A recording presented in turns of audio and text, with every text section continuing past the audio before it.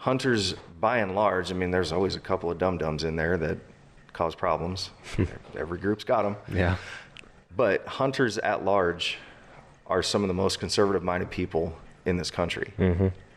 Because we understand that there's a balance to everything. You can't go out and nuke every plant out there and then expect deer and turkeys and everything else that you want to harvest. You can't expect those things to stay there.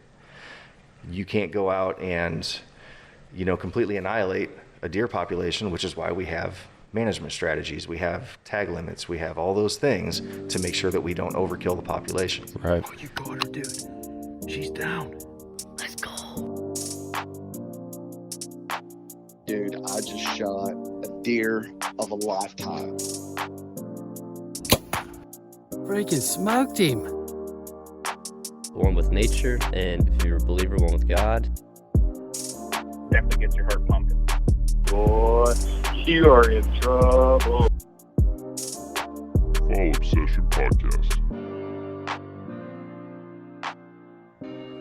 What's happening, everybody? Welcome back to another Fall Obsession Podcast episode. Our podcast is driven by Ridge Rock Hunt Company. I'll talk about them at the end. I'm Sam, your host for this week, and sitting here in person once again with a gentleman that was with us about 10 episodes ago, Mr. Mike Behrens. Welcome back to the podcast, man. Good to be back. So you made the journey this time. Yeah, we're in your world this time, so Yeah. Appreciate you hosting us and letting us come over here to your place and sit down and chat for a little while. So looking forward to it. For our listeners, if you guys haven't checked it out yet, about 10 episodes ago, 138, 139, somewhere in there, Mike came out and joined me at my place for a discussion about his kind of introduction to hunting and bow hunting and all the adventures that he had last season. Not here to talk about that this evening, but it is in our podcast archives. You guys can go back and listen to that one. It's a great episode to check out. So, but today, we're here to talk about a topic that is a little bit more significant and honestly something that I'd be lying if I said I don't steer away from it sometimes, just not because I'm scared of it, but in today's world with the way that, in the online media world, throttling and censorship, dare I say, tends to impact a certain group of individuals. I tend to kind of withdraw myself from political discussions, and not to make this a strictly political topic or discussion, but there's some things that are circulating in the political world as it is relevant to hunting, the outdoors, conservation, all that kind of stuff. And so as we very gently step our toe into these waters, I guess you could say, we wanted to talk about that. Actually, not even the topic that we were thinking on talking about tonight, but it kind of came up and we decided to give it a shot. So, but we will gently approach it and go from kind of the stance on hunting being conservation, and I'll kind of turn it over to Mike a little bit here and let you kind of talk to our listeners about where we're coming from this evening. Yeah, this was a surprise to me because I don't try. I glance at the headlines and stuff every night at work, and I just kind of glaze over everything and see what kind of ridiculousness is going on. But honestly, I haven't even seen anything on this, and I wake up and my wife she's like, "Hey, did you see this?" No, sure didn't. Why? What is it? And she tells me, and I'm like, "Oh, that's interesting." And then I get the text, and I'm like, well, as it happens, we have some other things to talk about too. Yeah. So, yeah, and I agree. I pretty much just look at the headlines, but I agree. It's such a tribal, divisive time at this point where, if you're not with me, you're against me. It's straight up Sith out there right now. So, but this crosses over into what we do, what you're making a career out of, and what I'm getting into pretty hard right now too. So, yeah. And there's a lot of people like us or somewhere in the middle, that aren't noobs, that aren't experienced, but are kind of, in the moderate area that may not be seeing this kind of thing or may not be interested in it. But in the end, it is of interest for everybody who picks up a rifle or a bow or a fishing rod or anything. Yeah. It's hugely important. So essentially, and I'm kind of just catching up on this as we go here, and it says the U.S. Fish and Wildlife Service is expected to publish regulations that would limit the equipment allowed on public refuge properties and expand the area where cost-effective lead ammo and fishing tackle is banned. Now, we know some of the stuff that we hunt, we can't use lead ammo on anyway. Right. And to be perfectly honest, it's probably just a good practice because you don't need to be injecting lead into the meat that you harvest.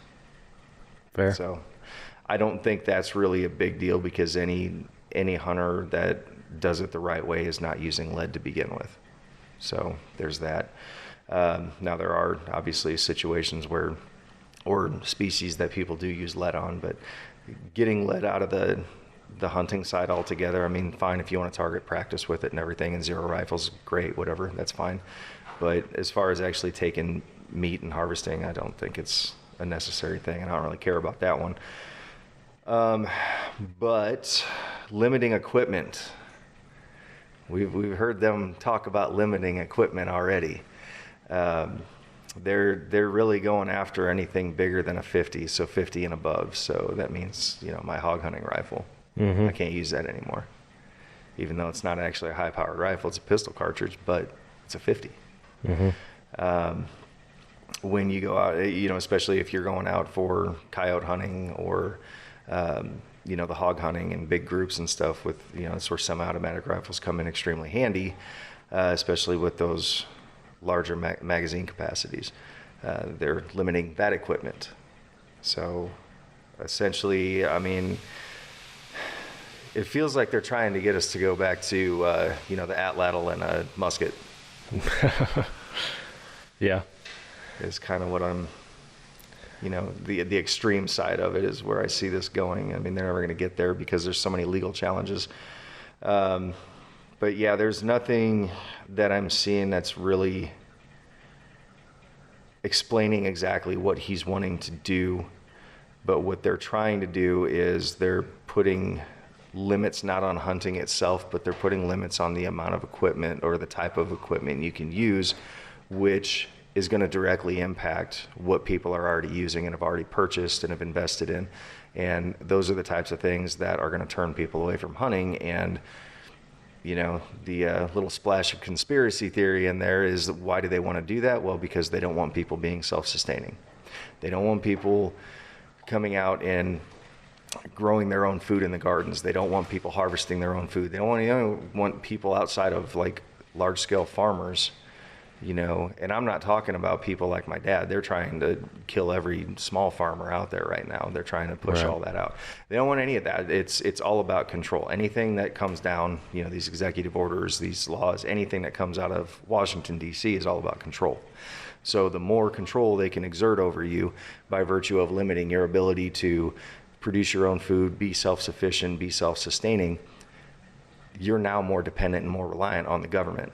Right.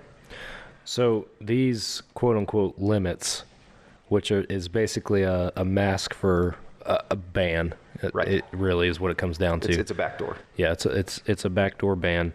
What stage is all this stuff in? Because same as you, I really hadn't heard a whole lot. I sent you a text like, hey, we want to record a podcast about this topic. Or I didn't even say that, but I had a topic in mind, which we will still get to in a later episode. And then you came up with this and replied. And it wasn't until I started looking at it then, I was like, man, I hadn't seen anything on any of this stuff. Like, Right. It's very recent.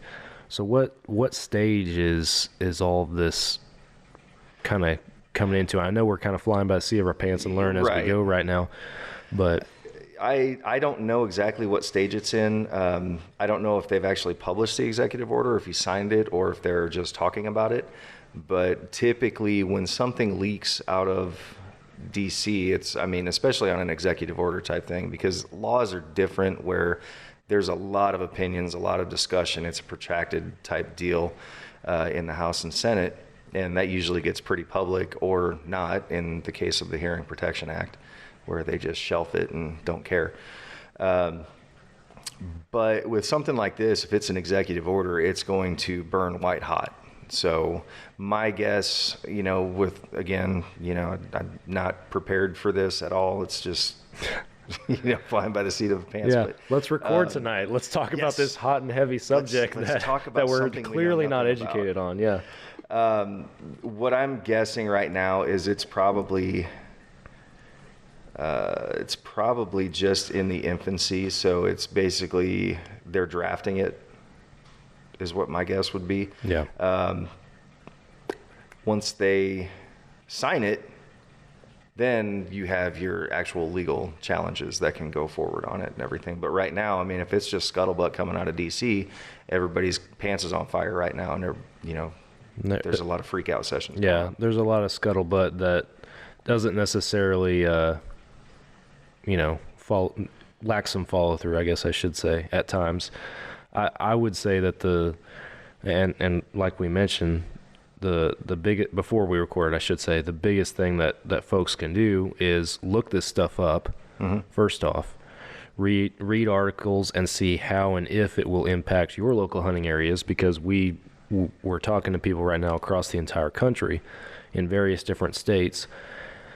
Look at how this might impact your hunting areas, and then start reaching out to your state reps. Yes. and the individuals who have the ability to have some influence in those conversations and stuff as things move forward. And then obviously your active conservation and fish and wildlife outdoorsman type groups. There's hundreds of them out there at both local and national state. Obviously, those are the people that will be very active in these conversations as well, and that we definitely encourage folks to reach out and support, I guess I should say. And that's where I always get hung up, and normally my efforts, and that's as far as I go, I guess you could say, in my conversations in the past like this, because at the end of the day, we can get on Facebook, we can be keyboard warriors and right. Rant and rave and get our account suspended or whatever the case might be, but at the end of the day, where we can help influence that is by supporting the people who truly can. Right. And then preparing ourselves for situations as they come and go. So. Right. And yeah, you're correct on that, because it does us absolutely no good to get into, a pig fight in the mud with people online and then get turned in for saying something that they don't agree with, and then all of a sudden you're facing a 30-day suspension. And what does that do? Well, now you're 4 episodes behind. You're not getting your content out there. You're losing your social media growth. You got more time to hunt. You got more time to hunt. I mean, you could always use it and create more content, but yeah, I mean, that's the whole thing. And this is really, at this point, you're talking about, as far as, what I'm seeing the headlines are, Biden's war on hunting. Well, that may be what is going to happen, but that's not what's happening right now. Those are headlines, and headlines are meant to spin people up. Mm-hmm. So really where it's at right now is they're pushing, I don't even see anywhere where this is an executive order. What I'm seeing is that they're just pushing government entities, which we always need more of. So it's basically saying that they're pushing the U.S. Fish and Wildlife Service to update their hunting guidelines. That's really what it is. And to reflect these limits. Right, to reflect lead limits. So now, is that in and of itself? I mean, I just said I don't really care, because I'm not going to use lead on anything I eat anyway. So does it matter to me? No. But first they come for the lead. I didn't care because there was no lead. And then they came for, blah, blah, blah. And I didn't care because I don't use blah, blah, blah. And then they came for my stuff. Right. And now I've got nobody to help me, because everybody else their stuff's already gone. Right. So that's where this goes, and the only way to stop this kind of stuff from just festering and becoming a cancer in this industry now is to stop it right here. So this is where, all these lobbyist groups that are constantly blowing your phone up wanting money, this is where they can actually use that money instead of going on these retreat trips, You know, whatever they do with all of our money other than go to court and challenge these things on a legitimate level. Right. So this is where that comes in, and they can actually challenge these on a legitimate level and get this nixed. But again, on this one, I'm not necessarily, I don't care, you know, as far as a personal preference on it. I don't care because it's lead. I mean, I'm not going to suck on a lead pencil. Right. You know? So why would you put that in your meat? So I mean, that's the whole thing. I mean, yeah, target practice and things like that, and that's where it doesn't differentiate in here. Is are they going to make it so you cannot shoot lead on you know, target ranges and things like that? I mean, what's the limit? It's very broad, and that's what leads me to believe that this is mostly just scuttlebutt. And if it says right now that they're expected to publish a new draft of hunting guidelines, they haven't even done anything yet.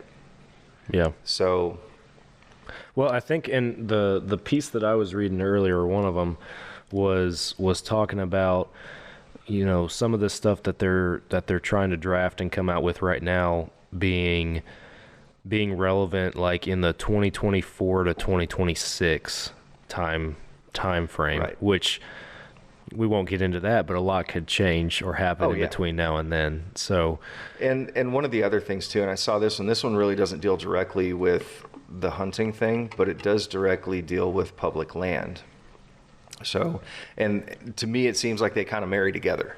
yep. So what has been in the last couple of years, the big push from this administration has been climate change.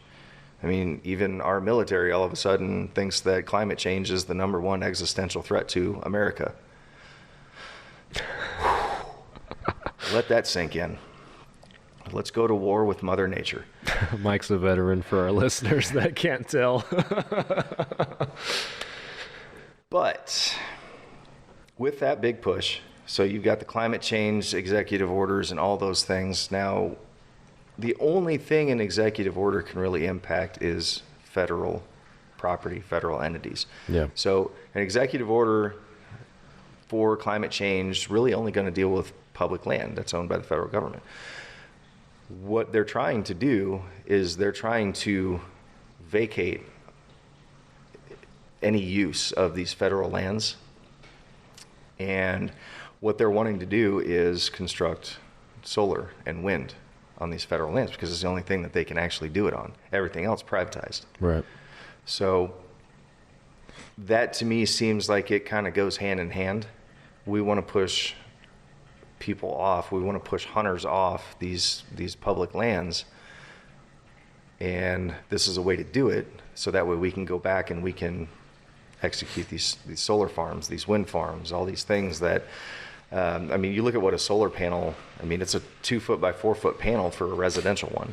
Now, if I were to put a bed of panels in the backyard out here, I would lose with a quarter acre, a third of an acre. Yeah. And it would kill everything underneath it because it gets no sunlight at that point. Right. So now, and then beyond that, it causes erosion issues. So these aren't the types of panels that they're looking at putting up on these federal lands. They're putting up massive, massive panels. I mean, we're covering acres, dozens, if not hundreds of acres at a time. I'm sure folks have seen photos, and you know, Right. there's been solar fields going in. Yes, and that completely annihilates the entire ecosystem there. So when we're talking about climate change, who's really on a negative impact of the climates? I mean, when you're you just look at the houses and stuff. You put up 800 houses on a pasture that used to have grass and timber and everything else. What are those houses bringing to the table? They're not bringing anything to the table. They bring nothing to the ecosystem whatsoever except for pollution. So to me, they're barking up the wrong tree when they're trying to talk climate change and conservation to hunters. Hunters, by and large, I mean, there's always a couple of dum-dums in there that cause problems. Every group's got them. Yeah. But hunters at large are some of the most conservative-minded people in this country. Mm-hmm. Because we understand that there's a balance to everything. You can't go out and nuke every plant out there and then expect deer and turkeys and everything else that you want to harvest. You can't expect those things to stay there. you can't go out and, completely annihilate a deer population, which is why we have management strategies. We have tag limits. We have all those things to make sure that we don't overkill the population. Right. When you put thousands upon thousands of acres of solar panels in these wooded areas or plains areas and things like that, when you put all this stuff out there, you're destroying the ecosystem and you're eliminating that population from that area. I mean, we've seen it before with the buffalo, we've seen it before with the wolves, and now they had to reintroduce the wolves, and that caused some positive growth at Yellowstone. But now every year that they gather more data, there's more question on whether that was the right move. So, I mean, yeah, it's off on a tangent a little bit, but these things do marry up with each other. This is just another way to get in on that back door, and it's a twofold type thing. I mean, number one, you're going after the land to execute the climate change thing. You're also going after the gun nuts like us, going after those crazy people with the scary black rifles because you just don't want them to have them. So this is another way to do it. You limit the ammo, you limit the capacity. So it's a twofold type deal, and they like to dip toes in the water so nobody notices, and that's what this is. Well, you don't want to eat lead anyway. Yeah, you're right, I don't. Well, what do you care then? I care because it's not your place. And so that too, with it not being your place, that's where I feel like, as we've already mentioned, supporting those groups that can advocate for it, but then also when stuff like this is relevant to your state or your local area, being involved as hunters and as outdoorsmen to, have a voice in that capacity.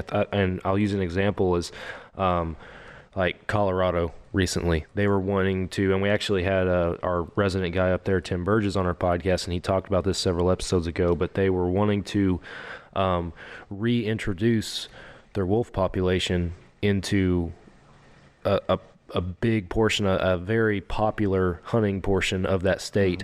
And the unit number slips my mind right now and specifically where, but the result was going to come down to impacting over the counter tags and all these things in the long term that will fall back to limiting hunting opportunities for hunters who, as you said, are conservationists, are the people who actually care and put time and effort and thought into that kind of stuff.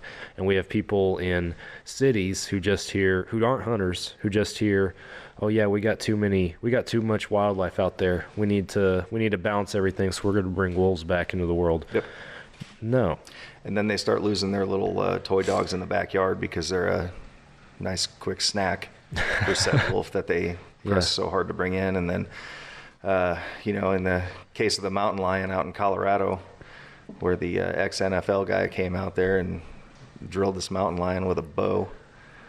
Oh, I remember that. You see that one? I have seen that, yeah. It was pretty cool. It's like a Vikings player or something like that, yeah. Yeah, this guy, I mean, he's a big dude, and this cat was as tall as he was when he was holding it up. I mean, it was a big kitty. But again, that's one of those things where, it's twofold. Yeah, sure, that animal species was here long before we were. But at the same time, live and let live. I mean, if he's going to stay up in the mountains and not bother, anything down in the valley, great. But start coming down in the valley and causing problems, just like feral hogs. I mean, at a certain point, you got to put a stop to it. Well, and you can look at other examples just over the years, like I believe in Idaho it was, where they reintroduced a wolf population, and a few years' time goes by, the wolves are going to do what wolves are going to do, and wipe out some deer and elk and stuff that's up there, and now all of a sudden you got a wolf problem. Now all of a sudden it's super easy for the time being. At the time, I'd be lying if I said I knew it was still that way, but for a while there it was easy to go on a wolf hunt in Idaho. Yeah. Just because that they had let it go to the point where they had wolves everywhere. And then those wolves start doing what they do, as an example, up in the mountains. Well, now they're as the packs grow and they're going to start migrating down, and like you say, people are going to start losing their pets out of their backyard because of it, and then it's a bigger problem. That end, to a certain extent, what do you expect to happen exactly when you build a house in the backyard of a mountain lion range? you're gonna see. What do you really think is going to be the outcome? Yeah, there? I mean, us out here, like, we're not in the mountains by any means, but there's enough woods and stuff around that we got cats walking around in the backs of our places and everything too. You know, Night number 2, right outside this wall right here. Night number 2, we had 2 bobcats going, just duking it out on the porch. Yeah, on the porch. Sweet. Yeah, this is what we're doing now. This is where we are.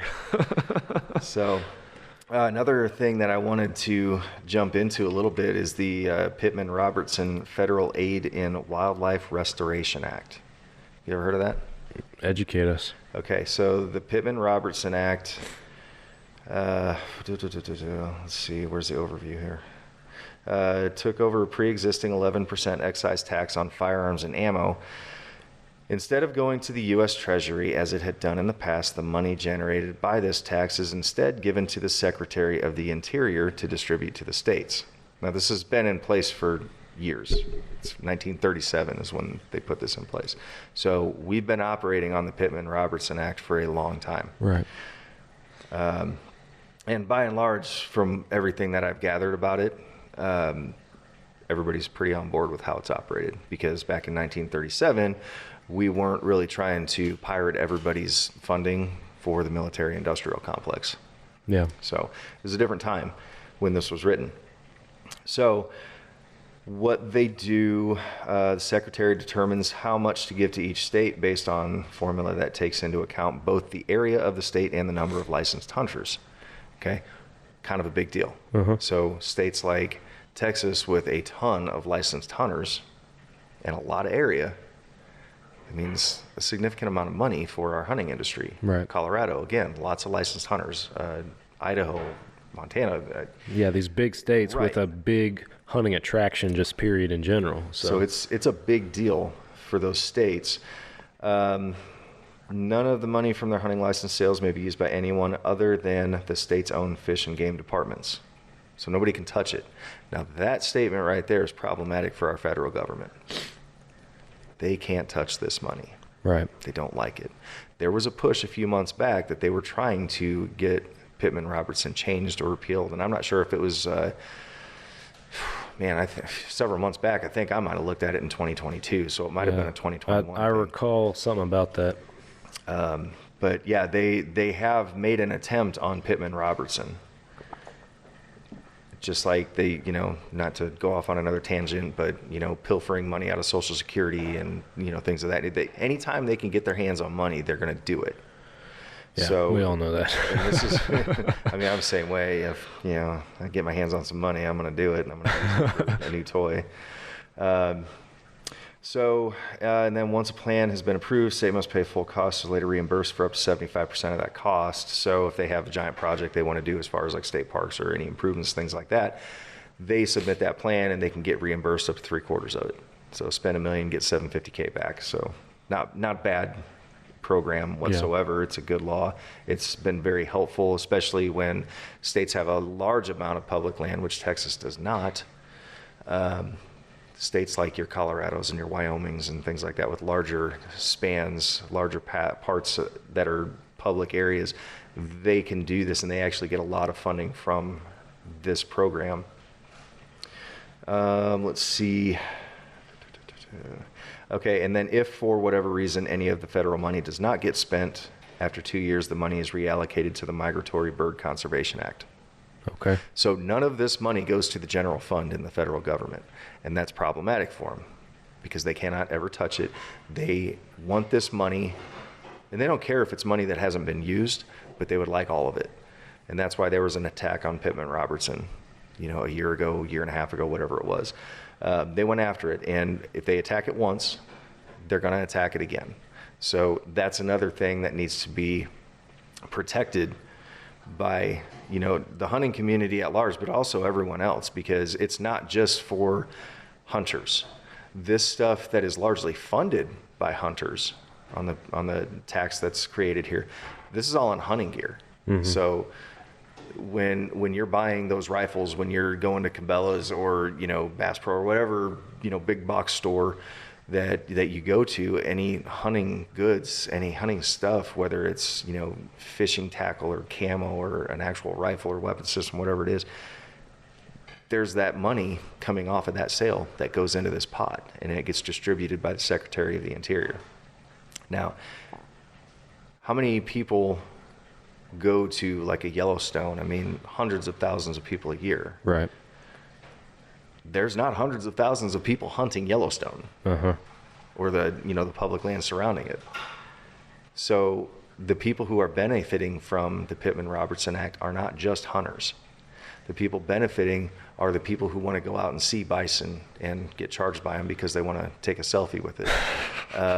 The people who are benefiting are the ones that like to go hiking on the trails and get eaten by mountain lions. It's everybody who wants to enjoy public land for whatever reason. Yeah. They're benefiting from this. So it's not just taken away from hunters, it's taken away from everybody who wants to go out and just have a woo-saw moment out in nature. I think that's what a lot of people, not hunters specifically, but a lot of people who are novice to the hunting world or don't dabble in it at all, like you said, just outdoor enthusiasts who have never hunted. And if you don't ever want to hunt, then that's fine. But they don't look at it from that standpoint. They look at the great outdoors as just the great outdoors and just untouched land. And they don't realize that there's all these not backdoor but behind the scenes things occurring to help that maintain, to help that stay there. And a lot of it is driven by hunters. And back to the point is that hunters are the most, I don't want to say conservative because I don't want it to associate with political, but they're the conservationists. They are the most conservative outdoor folks around because, like you said earlier, they understand it. Right. They understand it. They know what it takes to, maintain a wildlife habitat, a wildlife population. To, it comes down to us in the backyard passing on a 3.5-year-old deer because he's not ready. Exactly. And how much money is involved in that? I mean, just not money that we are using that's, like tax money or anything like this. It's like our personal money. How much money do we put into hunting? There's absolutely. A lot, thousands. And that's where, the private land aspect of it, that, the federal or the state and local wildlife associations and all that kind of stuff or programs, all that kind of stuff, they can't really touch it hardly at all on the private land side, but that's fine because we do what we do. Right. Now, when you take that, the money that we spend on our private land, we don't have the infrastructure and the capital to be able to do these massive projects. Like, I don't have $50,000 where I can have, big equipment, large equipment, landscaping come in and actually make these tanks and create these alleys and stuff that the deer are going to, and then create a habitat for turkey, which, that one has not shown back up. Hey, I'm in this, as our listeners know, I'm in the same world on Texas Dirt. I get one turkey that shows up every turkey season. So irritating. So, we don't have that capital, but with this excise tax through Pittman Robertson, those are the types of funding generators that, look at these numbers. Alabama, let's see, what year is this? So this is as of 2020, so I'm guessing these are 2019 numbers. In 2019, Alabama received $20.5 million in grant money. Wow. Alaska, $43.5 million. Let's see. Man, Alaska's another one we hadn't even begun to talk about. Holy cow. Texas, $46 million. So Texas is getting more than Alaska. Yes. Or at least as of that year particular. So that's some pretty big numbers. Now, if you, let's see. Yeah, it was basically $1 billion. That came out of that. State and territorial fish and wildlife agencies. That's awesome. So that's a lot. And then they have an excise tax on fishing gear, which is the Dingell-Johnson Act, established in 1950. That also contributes to this pot. So this isn't all just Pittman Robertson. There's other conservation acts that go into that. But when you throw $1 billion in the face of Congress, they start drooling. Oh yeah, And absolutely. they're like, well, what else could we do we with can launder that? a lot of that money back to ourselves if we do I this the didn't right say way. it. I didn't say it. So, I mean, they're not even trying to hide it at this point. That's why I don't mind saying it, because they're proud of it. Everybody's darling Dan Crenshaw has come right out and say, if you don't allow us to make backdoor money, how do you expect to get the best and the brightest in Congress? Wow. We won't go any farther down that rabbit trail. Yeah, I mean, they're not trying to hide it at this point. So when they see $1 billion, they're going to try and figure out how to get a slice of that. Right. And that's what it boils down to. And it doesn't matter what side of the aisle it's on. It doesn't matter. They're all going to do it. Every single one of them. Yeah. So you've got a few purists in there that'll last a couple, 3 years, and then they're part of the clique too. So it just is what it is. We've allowed that culture to take hold, and now we have to live with it and deal with it. And if we can correct it, great. But if not, we've got to manage it just like we do predator hunting. You know, not necessarily in that vein. We're not hunting. No. And that. Just an example of. But yeah, I mean, you have to manage the threats, and when politicians are coming after these funding programs, that's a threat on what we do, as whether it's part of our lifestyle or whatever it is. So you have to manage that. And part of managing that is putting that pressure on your state and local government officials, starting at the lowest level too, because I mean, there's nothing that comes down from the federal government that the local sheriffs really have to enforce. They don't have to. And we've seen it with the last 2 years. How many sheriffs have pushed back on restrictions and said, we're not enforcing this? Yeah. You know, right now with the laws coming out restricting firearm possession and things like that, you have sheriffs publicly coming out saying, I'm not enforcing this in my county. Right. Period. End of story. So that's the pressure that needs to be put on to manage these types of things and to protect this $1 billion that gets distributed to all 50 states that not just hunters get to benefit from, but the public at large. Right. You know, when you're talking, look at Fort Worth, you've got Eagle Mountain Lake. Oh, that's not privately funded. Right. There are so many, like, it's not just large parks like Yellowstone or national forest or other large landmark or traditionally known places. It is small. It trickles down, like you said, to those local locations. You know, I'm sure everybody, whether you're a hunter or not, everybody has a local lake that they go to in the summer and hang out at, go on the boat, you know, that kind of stuff. Everybody's swimming and hanging out all day long, cooking, barbecuing, doing all that stuff. Yeah. Well, that whole complex wasn't done for free. That lake is not just there. Right. Yeah, exactly. It's maintained, and it's part of that $46 million that came down from Pittman Robertson and Dingle Johnson and all those. That's part of that $46 million that got allocated to Texas. Dingle Johnson, that just, man, that just sounds like a fishing term when I hear that. Sorry to you fishing enthusiasts out there. But yeah, it covers, I mean, it's everything that you buy is part of these, and what they're trying to do is they're trying to take that excise tax and they're trying to funnel it into their pet projects, and that way it can get laundered back into their pockets, and that's just really what it boils down to. It's gross, it's nasty to hear about, and it just, quite honestly, just pisses you off if you really get into it.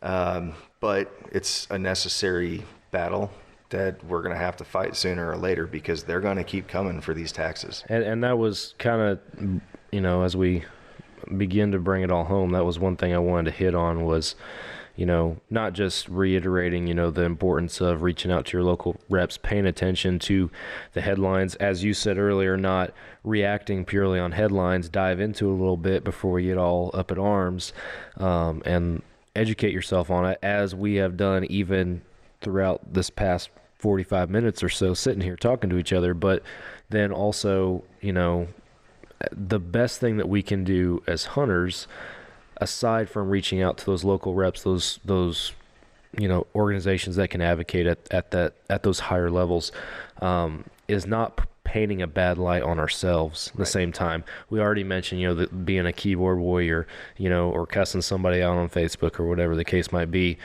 Don't be that guy, but then also just whenever you are in your own day-to-day interactions, whether it's in the outdoors in your local sporting goods store, or everybody's got social media right now, and everybody and their brother and their dog is out there with a TikTok and Instagram page posting stuff about their hunting adventures. Don't be an idiot is what it comes Make down yourself to. look like a professional, or like Yeah. at least been there before. Yeah, exactly. Don't be that guy who's out there doing something stupid and painting all of us in a bad light, because all that's going to do is, even though there's hundreds of thousands of us out there being responsible, you get those one or two dum-dums like you mentioned, and now all of a sudden it feeds the fire for a shotgun blast to come out and hurt everybody. And you see it all the time with veterans too. You've got, Mr. Meal Team 6 out there, January 6th, and he's standing out there looking like a total tool bag. And it's like all of us are sitting back. It's like, well, why are you even there? Right. First of all, you've got a schmedium plate carrier, and you are not a schmedium dude. It's like, let's look the part. Let's look like we've been there before. I mean, just a little effort. And if you don't know, ask. That's the biggest thing too. If you're like, man, I'm just gonna put all this stuff together because I saw it online and it looks cool. It's like, well, I'm sure somebody who's who a little more tactical than you. I mean, even if they are a geardo, it's still, at least they know what it's supposed to look like. But yeah, that's besides the point. But yeah, you're absolutely correct. Look like you've been here before, and look the part, act the part. And yeah, there's going to be a time where you're just going to get so wound up and you're going to want to go off. Well, go off in the shower. Do it there, because if you go off on a public video, it is out there in the ether for everybody to see. Yeah. And while some guys might look at it and be able to understand where you're coming from and chalk it up to, man, he's just heated up right now, it'll blow over, and maybe not even think anything of it.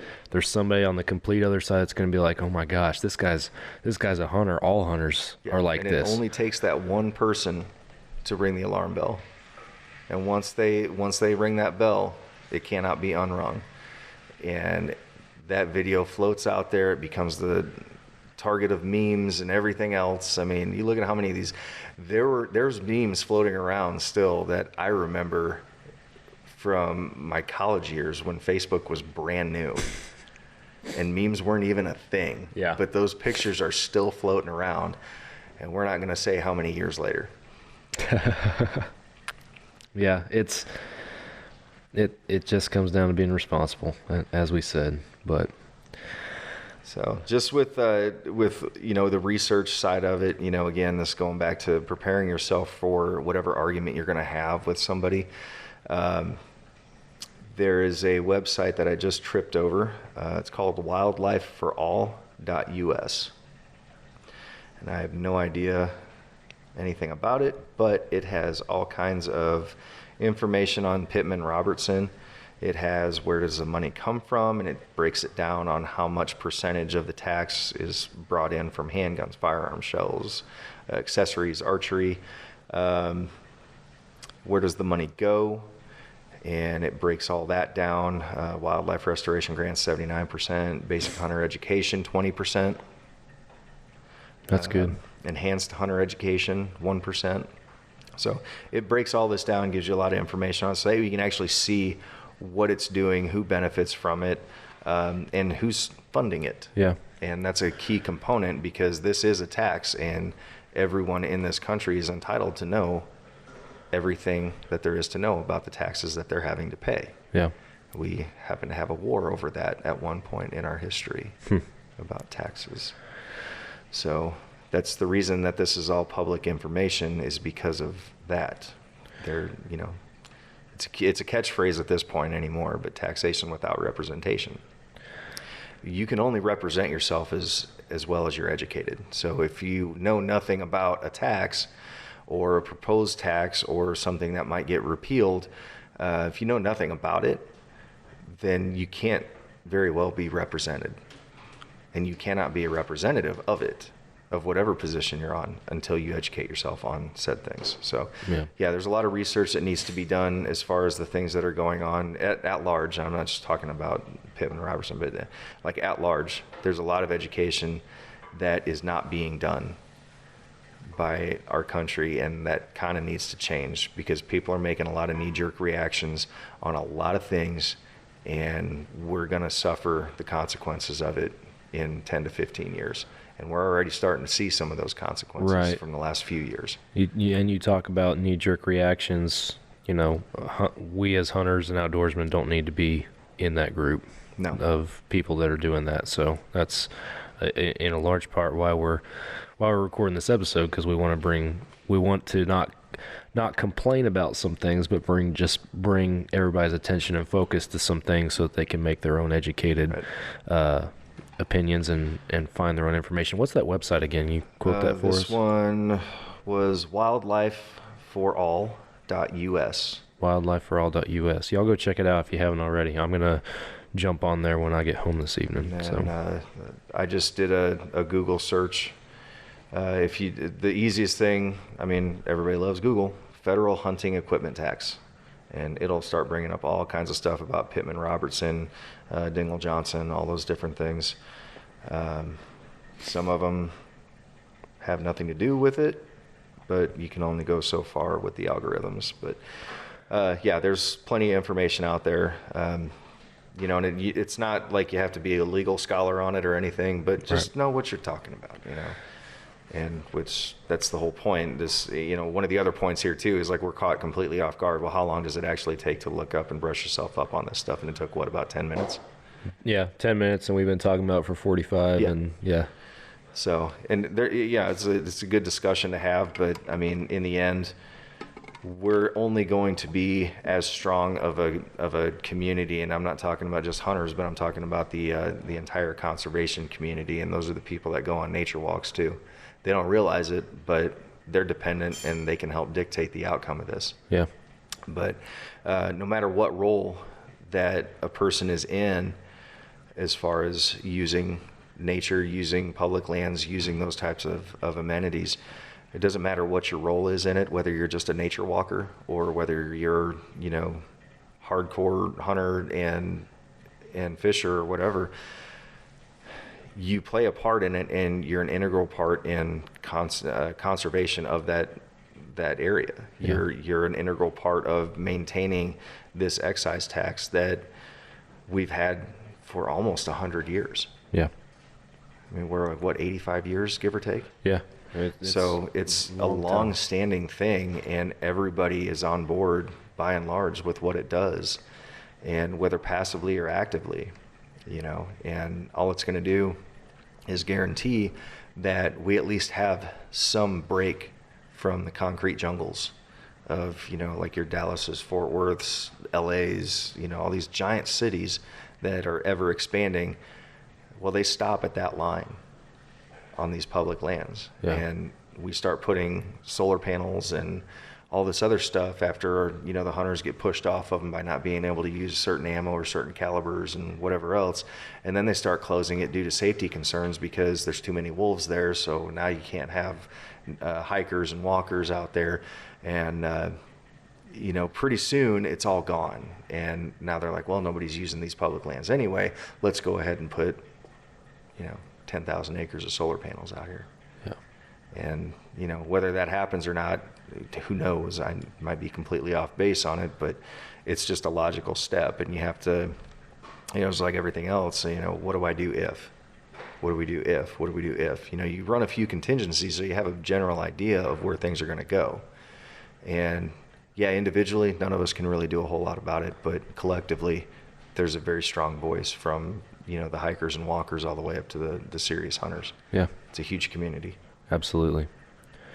Well, to bring this topic home, for our listeners or viewers, if you're watching the video, as we've already said multiple times, be active, be involved, pay attention, as far as what is going on in not just your local hunting communities, but what might be coming down the pipe that could impact your area or your state. Don't be afraid to reach out to those state reps or support those organizations that do have a seat at the table and that can influence the outcome. Because at the end of the day, that is what they were originally established for, and that's what they're there for. So, and that's what we, as you already said earlier, we trust them to do that. But be involved, pay attention, and don't be reactive on headlines. Like we said, do your research, and don't be caught off guard. I'll say that too. Like, I felt like I was caught off guard.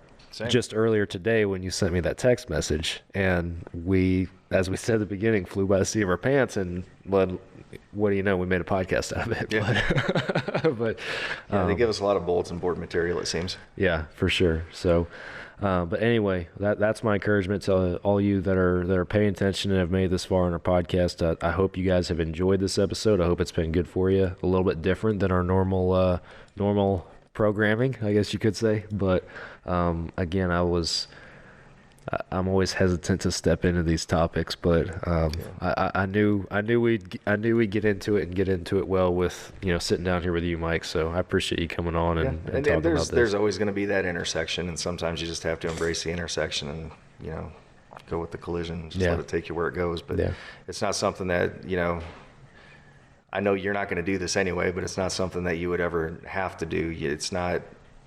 This isn't that kind of show where you're going to have to dive into this every single week and be like, well, here's the update. Yeah, exactly.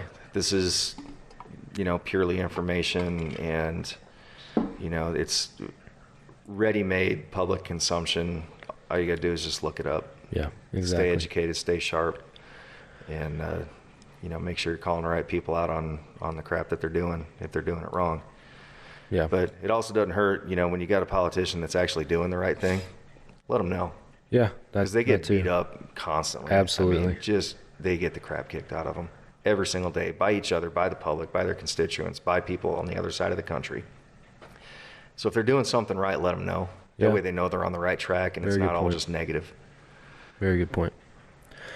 Well, for our listeners, thank y'all for tuning in. We're going to wrap this one up and go to the other topic real quick that we wanted to talk about. We'll do that in a separate episode, so stay tuned in weeks coming for that one. But thank y'all for listening, tuning in, watching, whatever you're doing. If you haven't already, hit that follow, subscribe button, whatever platform you're listening on. We're on all major podcast platforms, as well as Waypoint TV, Carbon TV, YouTube, and our website. The website's where you guys can go to find all of our different avenues of content and media series, as well as some of our apparel. Pick up a hat and shirt, support a small-time hunting brand. And Ridge Rock Hunt Company is the podcast partner. Derek and Lacey over there in Mississippi, they book hunts with vetted outfitters across the state. So if you're looking for that once-in-a-lifetime hunt somewhere, give Derek a call. He works with you on licensing, timeline, price, location, all that kind of stuff. So he'll get you fixed up. Ridge Rock Hunt Company. Go check him out. Thanks, man. Yep, no problem. We'll do another one here very shortly. Yes, we will. Thank y'all for tuning in. We'll catch you again next week, as always.